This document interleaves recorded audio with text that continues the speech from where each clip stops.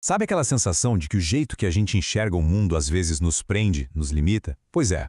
Hoje vamos mergulhar numa ideia da lição 36 de Um Curso em Milagres que, olha, promete virar essa percepção de cabeça para baixo. É sobre abrir as portas para uma forma totalmente nova de ver a realidade. E a ideia central é essa aqui, bem direta e poderosa. A minha santidade envolve tudo o que eu vejo. Mas o que isso quer dizer na prática? Significa que a nossa perspectiva, a nossa própria mente, tem o poder de olhar para o mundo não com as lentes do julgamento ou da culpa, mas com uma luz de pureza, de santidade. E isso não é só uma frase bonita, não. É uma ferramenta de transformação de verdade. E como é que isso funciona, então? A lição mostra que a mudança sempre começa de dentro para fora. Pensa assim, se a mente é quem observa, o observador, e a gente reconhece essa mente como santa, então tudo que ela vê, o observado, também passa a ser visto dessa forma. A fonte da visão é que define a qualidade do que a gente enxerga.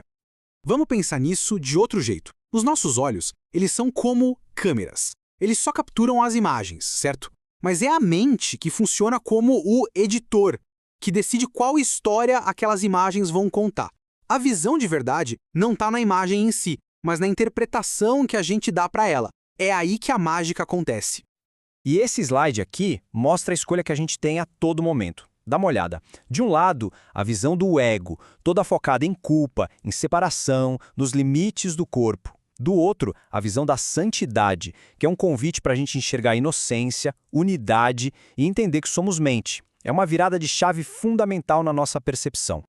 Certo, mas como a gente desmonta essa visão do ego que é toda baseada na culpa? A chave está numa única palavra: impecável. Vamos explorar o que ela realmente significa nesse contexto, porque entender esse conceito é o que faz o sistema de pensamento do ego simplesmente desmoronar.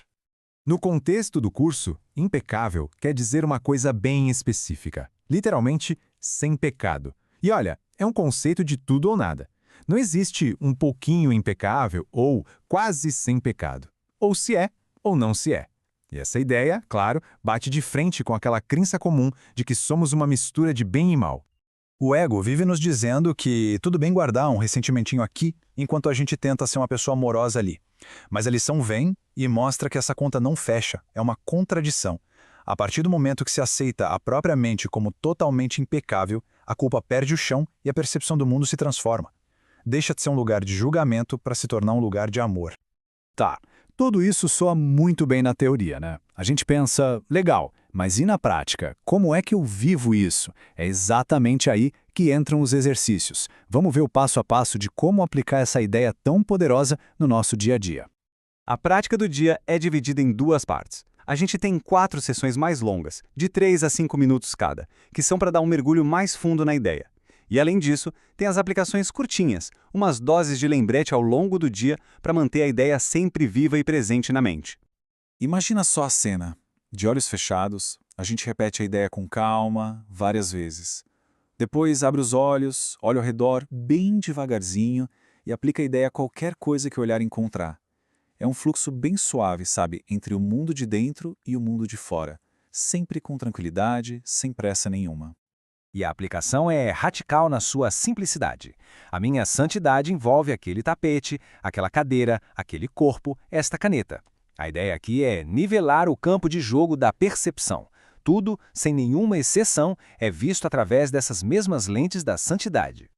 Já as práticas curtas são como pequenos resets mentais durante o dia. Bem simples. Fecha os olhos, repete a ideia. Abre os olhos, olha ao redor, repete de novo. Feche os olhos mais uma vez para uma última repetição. É rápido, simples e super eficaz para se reconectar com o pensamento do dia. E aqui vem o pulo do gato. Não se trata de quantidade, mas de qualidade. A ideia não é virar um robô repetindo frases mecanicamente, mas sim sentir o significado delas. É uma prática de presença, não de performance. É esse ritmo lento, contemplativo, que permite à ideia criar a raiz de verdade. Ok, mas vamos ser sinceros. Aplicar santidade a um tapete? Só um pouco estranho, não soa? Mas pode acreditar, existe uma razão muito profunda e libertadora por trás disso. Vamos descobrir qual é.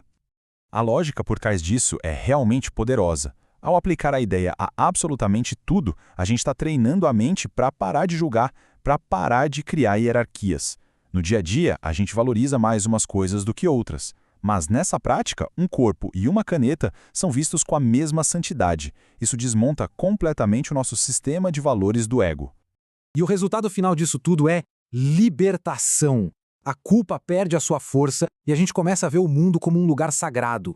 Tudo, absolutamente tudo, passa a ser visto como parte dessa santidade. Não tem mais aquela separação entre o que é sagrado e o que é profano, porque a fonte da nossa visão se tornou una e santa. Então, para a gente fechar, fica esta pergunta no ar. E se a paz não for algo que a gente precisa conquistar lá fora, mas sim uma escolha que a gente pode fazer aqui dentro, a cada momento? Uma simples escolha sobre como ver o mundo. Muito obrigado por acompanhar essa análise. A gente se encontra na próxima.